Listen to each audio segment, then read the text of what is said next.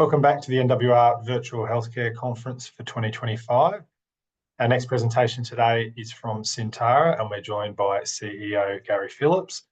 Syntara is a clinical stage drug development company targeting extracellular matrix dysfunction with its world-leading expertise in amine oxidase chemistry and other technologies to develop novel medicines for blood cancer and conditions linked to inflammation and fibrosis. Once again, a reminder on questions. If you have one you'd like to submit, do it using the Q&A panel within Zoom, and we will take some questions at the end. But to start with, I'll hand it over to Gary to deliver the presentation. Thanks very much, Matt, and welcome to all of you who've joined the conference today. I've got a presentation I'll run through, but I'm very happy to take some questions at the end. There's quite a lot of news flow coming out of Syntara, and we announced some news yesterday as well, so I'm happy to dive into some of the details as you want to. So Syntara, I find with talking to investors that there's a need at the beginning to sort of position the company in terms of who we are, what we've done, and why we're sort of differentiated from quite a few ASX biotech companies. And we are a clinical stage biotech, as Matt has said, but one that has its own in-house drug development group, which is relatively unusual, and that's allowed us to develop a pipeline of drugs. The group has actually been extremely productive and put 5 drugs through phase 1, and some of them already in phase 2. That puts us in a strong position for the future. It's often sometimes a funding challenge as well, and you'll see we've been very successful at getting non-dilutive cash to fund some of that pipeline, where the money that we've raised as a company has been targeted and focused on the hematological cancers that we're going to talk about in a little bit. The team is a very experienced one. We've taken drugs through to FDA and EMA approval. We've also done commercial deals and pulled in more than $100 million in the lifetime of the company as well.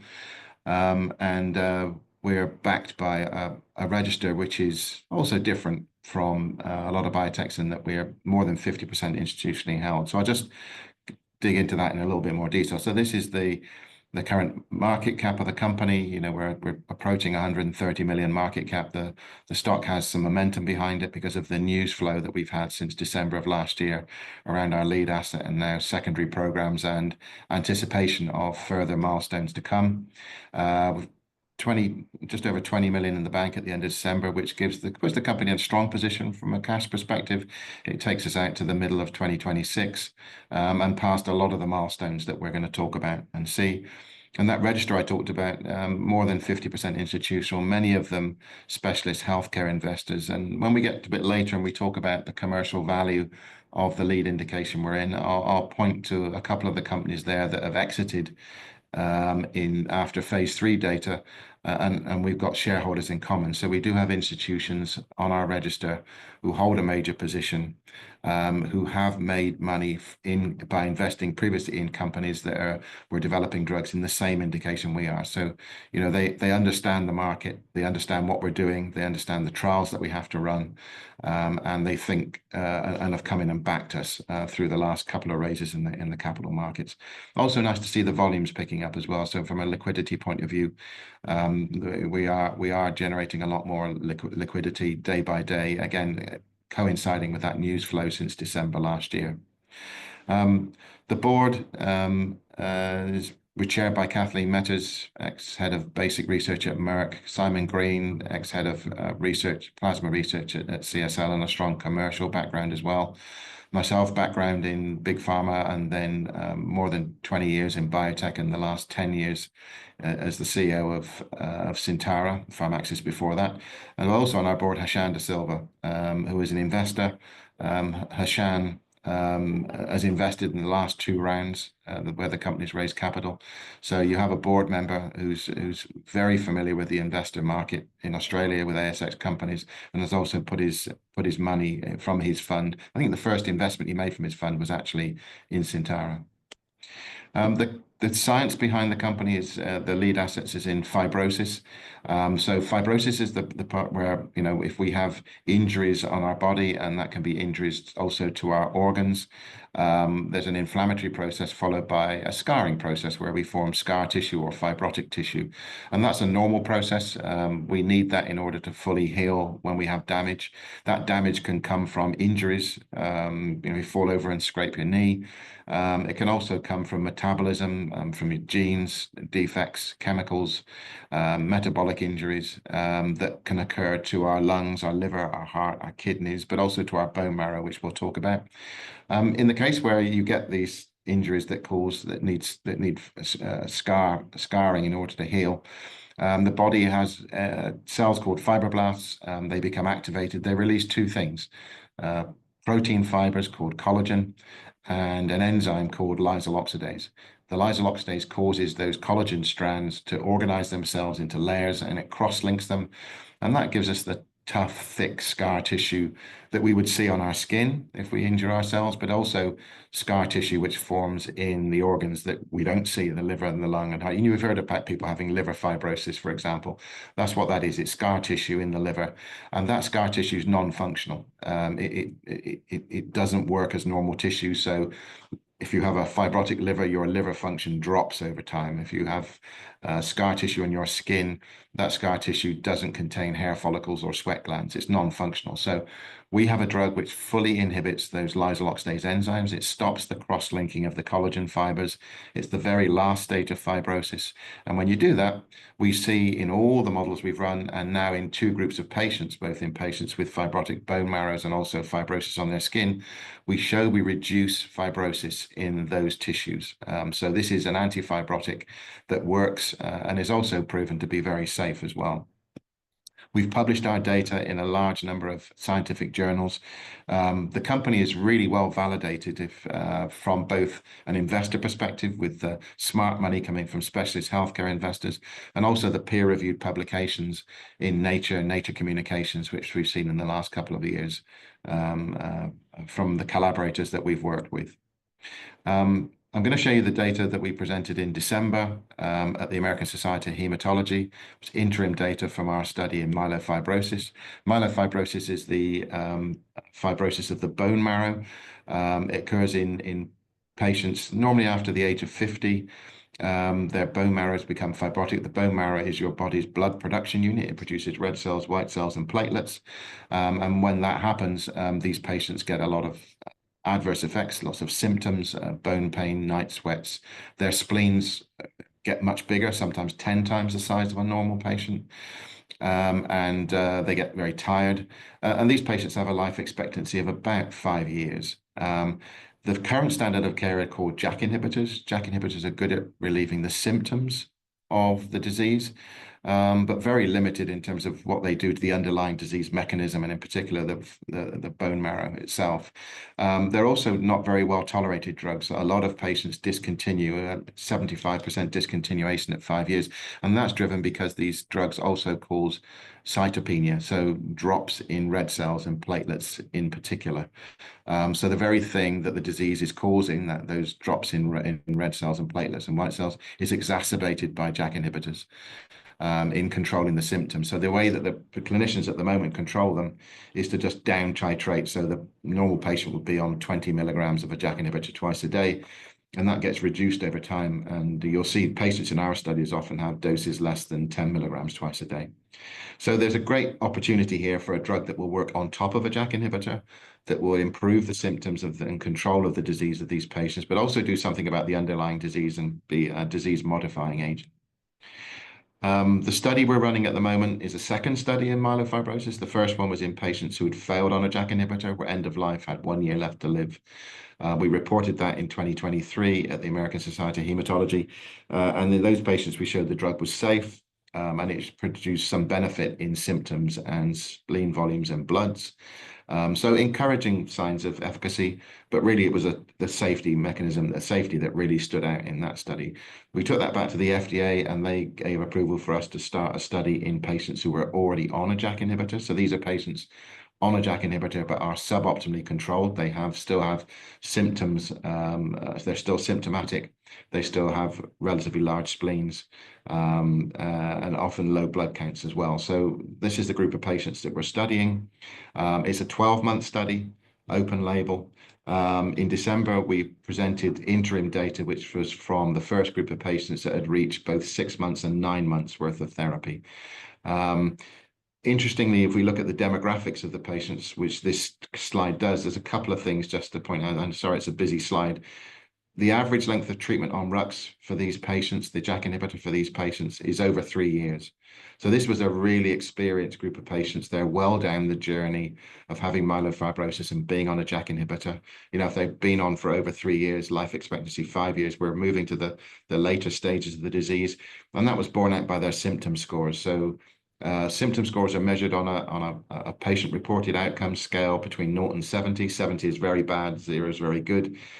Any patient over 20 is considered to be very symptomatic, and we had an average symptom score of 23. So that suggests that these patients are both struggling on their JAK inhibitors. Their average dosage was 20, so half of the recommended dose, and a symptom score over 20. From a safety perspective, we were really pleased already. So this is the same as the monotherapy study, which we've already reported. This stands out amongst the treatments that are on market, but also the treatments that are being developed as being a really safe drug. We've had no serious adverse drug events, which were related to the drug at all. So really, really encouraging, very promising data that differentiates this drug from the competition. We looked at symptom score, and in this endpoint, we looked for the TSS 50. So that's a 50% reduction in symptom score. So if a patient comes in with a symptom score of 30, we'd have to reduce them to 15 in order to call them a responder. And in this the 12 weeks of the study, so remember, we're running this to 52 weeks. At 12 weeks, these patients had 6 out of the 13 had reached that TSS 50. So that's almost 50% of them had reached that landmark of TSS 50. As a comparator, JAK inhibitors and the competition in clinical trials now are achieving between 30 and 40% TSS 50 at 6 months worth of therapy. So to see more than that already at 3 months was encouraging. We then looked at what happened to those patients as they went longer, and this slide shows the patients, all the patients, full length in the study. Some of them have now reached 9 months, and we can see that as the study has progressed, more and more patients have hit that TSS 50. So if we look at this in our group, we've now got 62% of these patients hitting TSS 50, and the TSS 50 continues to improve over time. That's a really important and a unique finding. We haven't seen that in the JAK inhibitors, which often reach their peak improvement at 3 months, no further improvement at 6 months, and often decline after that. So this is a really promising result, and one, again, with the safety, really makes the drug stand out versus the on the market drugs and the competition. And then when we look at the spleen volume is measured by percentage again. We're looking at whether how much these patients improve. And we've seen that at 9 out of the 11 patients had either a stable or reduced spleen volume. And we're seeing additional improvements in spleen volume reduction at week 24 and week 38. And we're now waiting to see what this data looks like when we move out to week 52. But this is the data from just those patients that have reached 9 months, and it's a really promising picture. We're very happy with the TSS 50 scores. We think that's very competitive. And we think that the SVR reduction is also competitive, what we've seen before. It's not maybe different from what other drugs have shown, but certainly in the right ballpark. So interim data in December. We've got more data from this study coming in quarter 2. Why is this important? These are the last 3 deals that have been done in myelofibrosis. All of these 3 companies and their associated drugs in myelofibrosis were sold after phase 3 data, so one step beyond where we are now. And one of them for 1.7 billion, the one in the middle, CTI. 2 of our shareholders were significant. One of them was the major shareholder in CTI before it was sold to Sobi. So when I say institutional insiders, that's what I mean. And another couple also invested in MorphoSys, which sold to Novartis for 2.9 billion in February last year. Interestingly, that Novartis drug has since run into safety problems. We considered it to be a competitor of ours, but more of the patients on the active drug transformed through to acute myeloid leukemia, and that's delaying the submission of that drug and may stop the submission of that drug without further trials. So we believe that the market is opening up for us. There's space for a new drug to come in and show what it can do on top of a JAK inhibitor, and we think our drug is well differentiated and looking good to go. So in summary, consistent with the monotherapy data, a safe and well-tolerated drug. We've got a good improvement in symptom score. We're happy with the improvements we're seeing in symptoms and spleen that continue, importantly, to improve over time. Looking forward to seeing the data out to 12 months, which we expect to present to the market in Q2. I said at the outset that Syntara was a company with a pipeline. This is the pipeline. SNT 505 is the drug I've been talking about. It's in 2 different indications. Both of them are hematological malignancies, so blood cancers. Myelofibrosis, which we've just discussed, interim 12-month data due in Q2 this year. Really big market. It's over $1 billion of sales of drugs, even though it's only symptomatic. Myelodysplastic syndrome, another blood cancer where we've got good preclinical data. 2 studies due to start in the middle of the year and interim data by the end of the year. Both those studies are funded by non-dilutive cash, one from the Australian government and one from the German Cancer Foundation. I'm really excited to get those studies going. That extra indication will add a lot of commercial value to 5505. 9465 is a drug which we announced yesterday. We've had a long-term collaboration with Professor Fiona Wood in Perth, looking at skin scarring. We've presented 1 study already which shows that a pan-LOX inhibitor applied topically to the skin fundamentally changes the scar structure. We think this is a huge commercial opportunity. We've brought forward a backup compound which we think is better tolerated than the original drug we used in that first study. That's due to go into a phase 1a/b study in next quarter. We expect data in the first half of next year showing that the drug is safe, that it's better tolerated than the first drug, and showing that patients with a young hypertrophic scar, so a severe scar, can see physical and visual differences in their scar by the end of the study. So data from that in the first half next year. Fiona Wood and her group are going on and doing a study with the first generation topical drug in keloid scarring, which we think is also an opportunity. We're looking at as an exploratory study where they're trying to understand the biology of keloid scars and whether pan-LOX inhibition can work in that area. And then last but not least, SNT 4728 is a drug which we've got in Parkinson's disease studies. It's currently underway, 25% recruited. Data by the end of the year, 2 centers, Sydney and Oxford. We're looking to see whether we can improve sleep quality in these patients and then reduce inflammation in their brain, which will be a strong indicator that this drug's got a life in delaying the onset or preventing Parkinson's disease. So again, a big commercial opportunity and a study that's fully funded by Parkinson's UK after being audited by many neurologists globally on an opinion leader investment panel. So really excited by the pipeline, and that of course drives a news flow which is really strong going from this point forward, going towards the end of the year. We're again, as I said, that 9 and 12-month data from the myelofibrosis study to be reported in Q2. We'll be submitting our proposal for the next clinical study in myelofibrosis to the FDA in Q2. We expect an outcome from that in around the middle of the year, with the FDA coming back and giving us feedback on what study can we do next. So a phase 2/3 study is mooted that would be a pivotal study that get us an approved drug. Also around the middle of the year, starting those 2 studies in myelodysplastic syndrome, and then reporting on both of those myelodysplastic syndromes and the Parkinson's disease sleep disorder study towards the end of this year. So a busy news flow for the company going through the year. Lots for investors to get interested in. As I said, the stock has some momentum at the moment. We hope to support that with a strong news flow between now and the end of the year, with a cash balance that supports that in a strong way. Matt, I'll finish there, and I'm happy to answer any questions that you've got. Great, thanks very much for that, Gary. Once again, as a reminder to the audience, if you do have a question you'd like to submit, just type it in using the option within Zoom.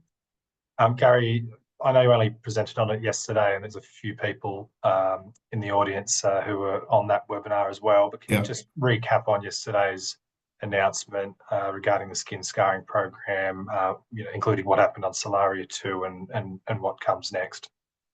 Yeah, so Solaria 2 was the study that we did with Professor Wood's group in Perth. It was placebo controlled. It was 40 patients that were on our drug SNT 6302 for a period of 3 months versus a placebo. And at the end of the 3-month period, we showed the drug was well tolerated. We had no serious adverse drug events, but we did have 2 patients on the active arm drop out because of skin reddening. So we felt that there was a potential improvement there that could be made to tolerability. Having said that, the drug did work. So we saw a 30% reduction in collagen content of the scars of these patients. And these patients had scars that were on average 13 years in age. So these were old, gnarly scars that were very difficult to treat. Nothing else had worked. So Fiona Wood at the time described the result as unprecedented, seeing the reduction in collagen. We since backed that up with an announcement about a month ago, which looked at a subgroup of those patients, and we looked at a sort of optical imaging system that looks through the skin, and we could show improved vascularization of that scar tissue. So again, starting to normalize the scar tissue and turning it from a phenotype which is scarred and fibrotic through to normal skin. So with that encouragement, we think we really do have a mechanism which works. The drug development group here in Sydney brought forward a backup really quickly. It's one of the advantages of having an in-house drug discovery group. We brought forward that backup compound really quickly. It's ready to go into a study. We're starting that in the next quarter, and we'll start off with a single ascending dose, so looking at 3 different doses and checking that the drug, see what the inhibition of the enzyme in the skin is. So we're looking at markers of efficacy in that sense. Having selected a dose, we'll then test those healthy volunteers for a month and check that we're not seeing that reddening of the skin that we saw with the previous drug. We're confident that we won't see that. And then we go straight into a study with 10 patients, open label, who have a hypertrophic scar, but importantly, this time, less than 2 years in age. So we're looking at younger scars that we think are easy to remodel, but ones that we can clearly show that there's a change in appearance and physical properties of the scar. So yeah, really excited about that. And I think we had a good reaction from the market yesterday as well. Excellent. I know you went to JP Morgan and similar events over the last 12 months. Can you talk about the level of interest you saw there with 5505 from potential partners off the back of that interim data? Yeah, I guess there's 2 groups of companies we talk to. One is a group which already have a drug in the market for myelofibrosis, so a JAK inhibitor. Our study is showing that if you add our drug on top of a JAK inhibitor, that it brings additional benefit to those patients. So clearly we have a drug which is of interest to those companies. And we talked to all of them at ASH. We've shown them the interim data, and they're very interested to follow up and see us again once we've got data, for more mature data, 12 months. And probably importantly, when we've got feedback from the FDA on that, the FDA are happy with the data we've got, and they are comfortable with the clinical trial design that we're proposing for the next stage. The other group of companies are companies that have an interest in hematology, not necessarily specifically myelofibrosis, but still our drug, given that it works in both myelofibrosis and we hope in myelodysplastic syndrome, it's of interest to companies with a pipeline in hematology that are looking to expand. So that makes the universe of companies quite wide, and we'll continue to talk to them during this period leading up to the more data and the outcome from the FDA, and see what level of interest we attract then. At the same time, we're actively talking to investors that could fund the phase 3 study beyond this as well. So we'll go in this with all options, and the board is looking to make decisions that will be in the best interest of shareholders at that time. Excellent.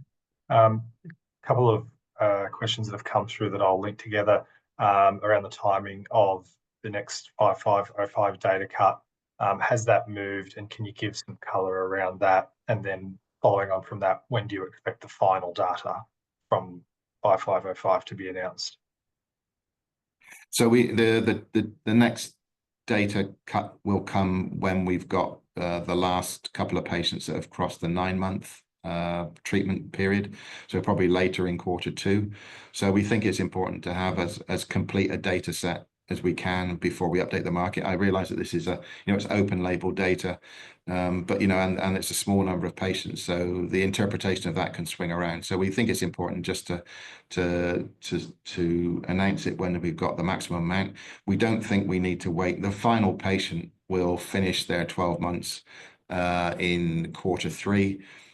We don't think it's necessary to wait for that one patient to come through before we update the market on where we're at. But it doesn't change our timeline with the FDA. We'll still be looking to make our application to the FDA for a meeting in Q2, early in Q2. But the update on the data will come around the middle of mid second half of Q2. Very good. And one final one, has SNT 9465 gone through animal preclinical or in vitro tests? What's the rationale that it will have reduced inflammatory reactions? So when we looked at that, the intellectual property was generated by Syntara scientists. So we've got a long experience now in developing LOX inhibitors in particular. We've produced a wide range of them as we've gone through this process that we've tested preclinically. And before we put a drug into the clinic, we characterize it against a wide range of panels, which gives us feedback on the level of activity we can expect, the level of side effects we can get, the level of drug interactions that we might see with the compound. And when we looked again at 6302, the first generation pan-LOX inhibitor that was applied topically, we could see that there was 1 or 2 places in the molecule structure that were potentially reactive, that could have been the cause of that reddening and then the skin that we saw in 10% of the patients in that first study. So we addressed that, we worked at that, we produced a few different options, and then we put them through our panels, and we've got tissue studies that we can run that look at tolerability, the reactivity, I would say, against the tissue types, and that's given us the confidence to bring this one forward. So yes, it's gone through extensive preclinical testing to get us to the point where we feel confident that we have a drug which is materially different from 6302.